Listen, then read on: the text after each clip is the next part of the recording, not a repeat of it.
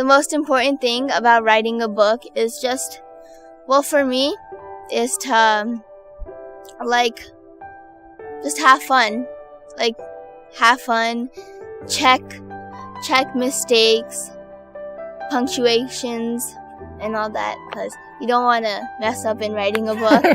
If you look at what Riyani has talked about with the Tourette's Association of America, she is now an established leader in the Tourette's community in Morgan Hill. When people see her in the community, they see her in the newspaper, they know that she's a spokesperson for Tourette's. In my school, there's like 5 kids who have Tourette's syndrome. I tell people, because when I do like my takes at school, they go, "What are you doing? What is that?" And I explain to them what it is so they understand and they don't like have to talk behind my back about it. In kindergarten, I had my best friend, who is still my best friend today, and she introduces me to some of her people, and I introduce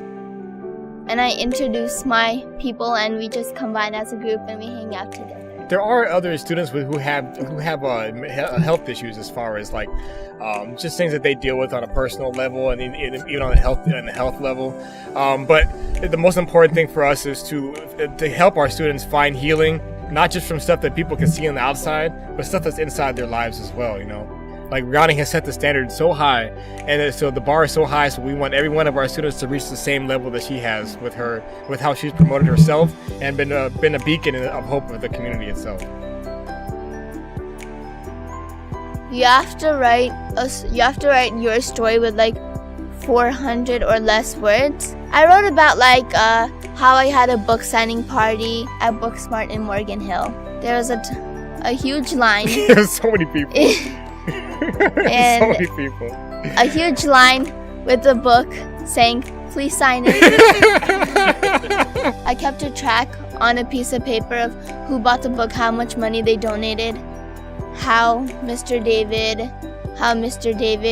like showed me how to write a book.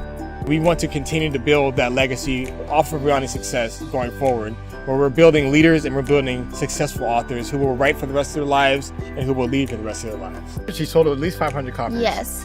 That's remarkable.